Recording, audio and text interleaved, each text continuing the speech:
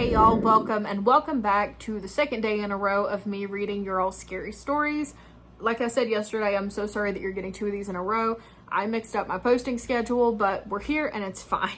As always, if you have any stories you'd like for me to read, please send them to the email below in the description and just put YouTube in the subject line. But now that we got all that out of the way, let's get into some scary stories. I come from the Philippines and there's quite the number of scary things that you hear around here all the time.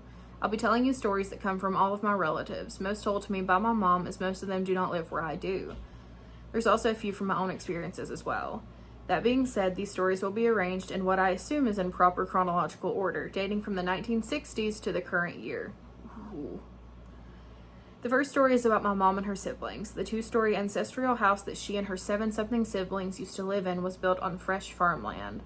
The house was first among many now standing in the subdivision. One night in 1969, my mom's 3 eldest siblings were sleeping in the room to the left of the stairs that led to the 2nd floor. This room had 2 sets of windows, all large, though I do not know whether they had curtains or not. This night, the eldest of the 3 woke up. To his misfortune, he saw something staring at him from the window. Its face was super big and had blood-red eyes. I'm really scared I'm not going to pronounce this right, but they said it's essentially a vampire. So, some months later, stories of what is essentially a vampire is chasing people down the dirt road between the farmlands. It apparently transformed into a pig, a horse, and some other animals that were too big to be real. In another year, her 3rd eldest brother and his friend decided to sell a weathered-down metal drum. This apparently took so much time as they traveled to another place that it was already nighttime by the time they got back. As they walked down the dirt road of the farmlands, his friend had a stomach ache. After finding a place to respond to the call of nature, his friend saw something while doing his business. He pointed this out to my mom's brother, and it was an apparition of a man reading a newspaper right in the farmlands. This frightened the 2 of them so much that his friend finished his business early and sprinted all the way back home. They were chased by whatever had been reading that newspaper in the field. They were so terrified they even jumped a barbed wire fence. After they got to the light of the house, the thing had been chasing them had disappeared. In 2009, a typhoon devastated the country. The subdivision I live in was one of the few places to have not flooded, which was a miracle as I live a 5-minute walk away from a river that serves to connect major bodies of water. The river has a road running parallel to it, and the river wall down the road had broken and started to flood the road. After this typhoon, when my mother would look at the river, she could see floating people in the river who were so miraculously clean burial wear. It was reported in the news that multiple deceased were retrieved from the water, as well as a whole house that came from a river that fed into this river. This story is from me. When I was a kid, I had an open third eye. I don't know whether this was a mimic or something, but it kind of did the same thing, but only once and never again. It was late in the afternoon, almost evening, when I saw this thing. It imitated my dad, standing in the kitchen all alone while my mom and dad were outside. I called out to it, but it never turned to face me nor respond to any of my calls. It never did call out to me, but this may just be me misremembering. Why can I not say the word misremembering? Misremembering. This may just be me misremembering things. Dang, my accent comes out and just really obliterates me sometimes. After that ordeal, I went to my mom and asked her why I had 2 dads, to which she replied that I only have one and that he was outside. My response as a kid was to dash outside into my mom's arms. As we entered later on in the night, it was no longer there, and nothing of the sort ever happened again. Another story is about her now late youngest brother. This was 2013 when we moved on to the front of the same land where the ancestral house still stands. Our house was right next to the cement road. My mom's youngest brother, who awoke one morning to make breakfast, saw something akin to fireworks from the kitchen door. This door was connected to what was essentially an outhouse that was also connected to the former house I used to live in, which was in the process of being torn down by my father. This freaked him out as it was apparently a fountain of fireworks, even though no one had any fireworks at that time. I also used to see a white lady inside the ancestral house. It kind of terrorized my 2 cousins, who are my late uncle's children. It would show itself during the middle of the night. Anyhow, in November of 2013, my grandfather passed away. While we were having prayers and blessings done for him, my aunt and the other daughter, aside from my mom and her twin, was placing a candle near my late uncle's dove cages. Suddenly, she hears a voice call for her with, "Psst." She first acted tough, but had to rush back to the area where my family and other direct relatives were. Between the 2010s and 2020s, we used to see the people who lived in our compound kind of disappear. I can't describe it. An example of this was when I saw my mom walk around the corner from the corner of my eye, and then I'd go to look, but she was nowhere near where she'd walked. She was right behind me, asking me why I was looking for her around the corner when she was with my dad the whole time. This happened not only to me, but also to the other residents of the land who were my mom's siblings. This story, this time, is in 2015, a short but scary story for childhood me in elementary school. A neighboring class in the neighboring classroom had conducted a Spirit of the Coin session sometime. It was either during recess, dismissal, or some other day that permitted kids to go to school. Whatever time it was, the session was with the bootleg Ouija board had yielded some terrifying results. While they were conducting the session, some of the classroom apparatus had fallen down, all of which were not at risk of falling over, nor were damaged enough to fall over.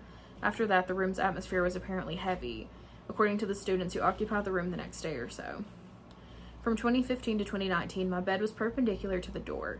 The vertical position from the door not only made me feel vulnerable because I could get exposed in such little time, but it was a pull-out bed that took up most of the space inside my teeny room. There would be times where I would be watching YouTube videos on my tablet, and I would see just right above my tablet solid shadowy silhouettes running across, just right in front of the door to my room.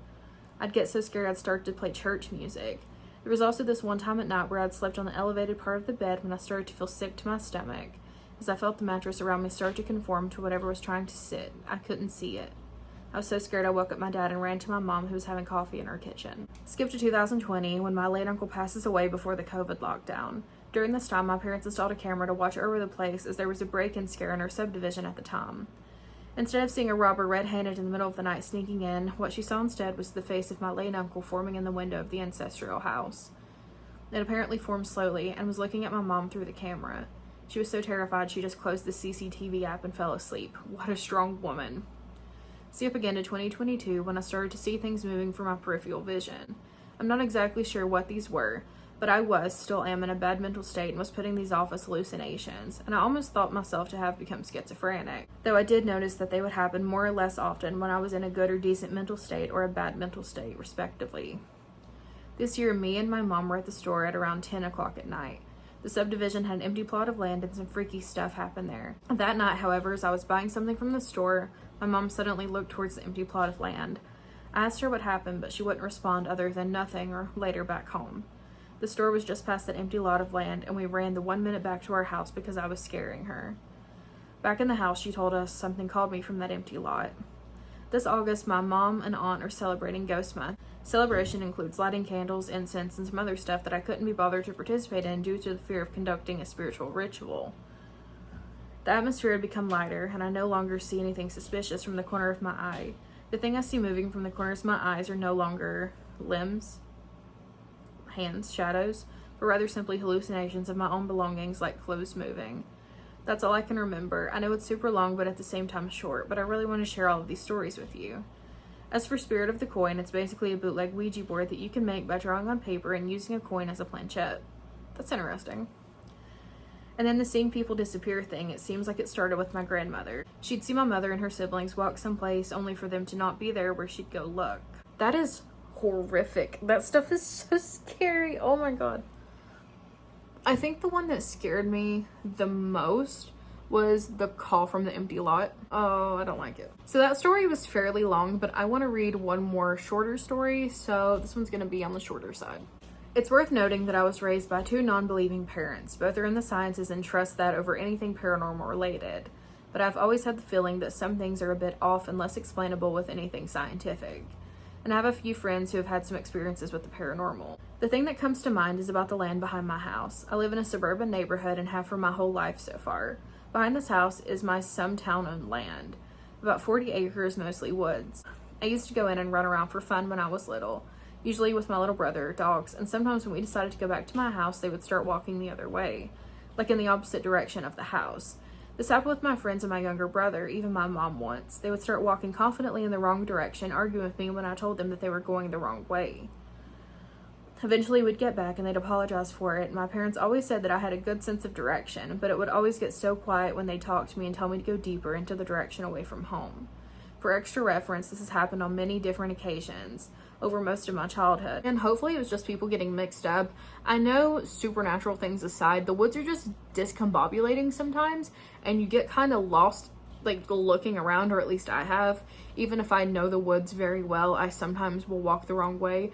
So hopefully it was just that. Hopefully it was nothing, trying to be malicious, but that is creepy that it continuously happens to people, but not you. It is suspicious. I would keep your guard up in those woods for sure. But anyways, that is all for today, and I will see you next week. Thanks for hanging out with me.